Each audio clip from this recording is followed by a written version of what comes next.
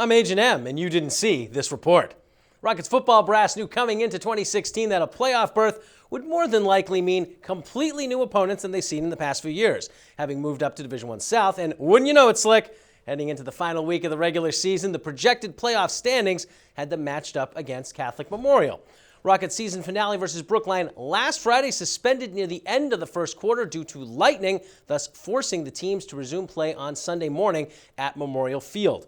With Catholic Memorial having already won their game Friday night to clinch the 4th seed in the section, the Rockets needed a victory to lock up the number 5 spot. So, break out your best MIB dance moves. It's time to put on the last football highlight reel you'll ever see this regular season. That is, second quarter, Charlie Sumner hands it off to John Andre, reverses field, picks up the first down, and even gets a block from Sumner. A couple of plays later, Jared Scalar tells Andre, you know what the difference between you and me is? I make this look good, or at least just as good, to the tune of a 22-yard run. So, 3rd and 9 from the 19, Sumner dropping back to pass, spots a wide open Matt Evans down the middle of the field and in the end zone. Rockets grab the lead 7-0. Kickoffs, though, have been an Achilles heel for Needham, and on the ensuing kickoff, Shea Wengling fields it at the 9 and finds a hole to the left, kicks it into gear. He goes 91 yards all the way back.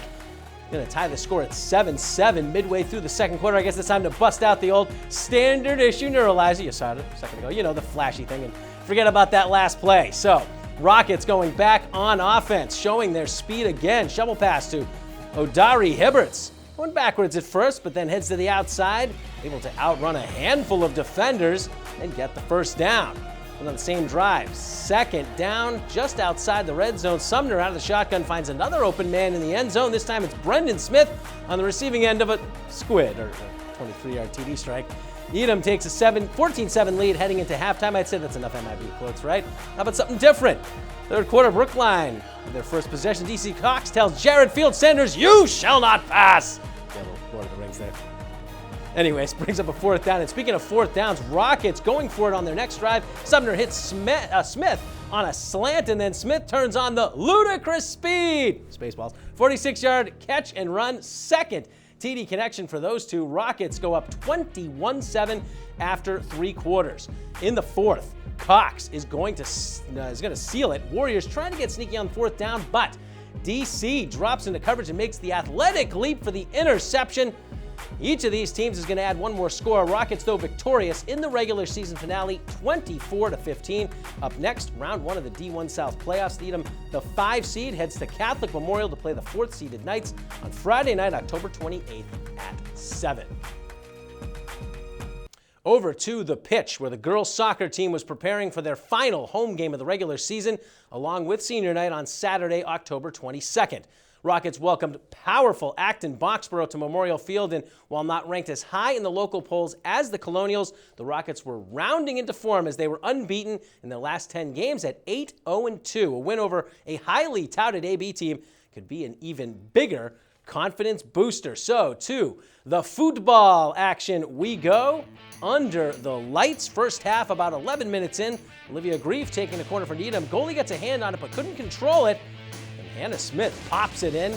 Needham with the 1-0 advantage. Then with 13 minutes to play in the half, senior captain Kriya Baker-Durante shoots one along the turf, sneaking it just between the keeper and the post for the goal. That makes it a 2-goal lead for the Rockets. They would take that lead into the break. Just a minute into the second half, and it's Baker-Durante again. She uses her speed to race by a pair of Colonials. Floats one into the net as she's falling down. 2 goals for Baker-Durante, and it's 3-0 Rockets. Defense then putting the locks on the Colonials.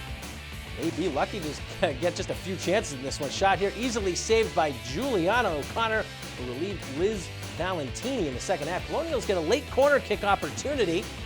Cleared nicely by Adriana Pinto to preserve this shutout. Needham, a 3-0 winner over a tough non-conference rival on senior night. An excellent win as the playoffs just around the corner. They will start next week.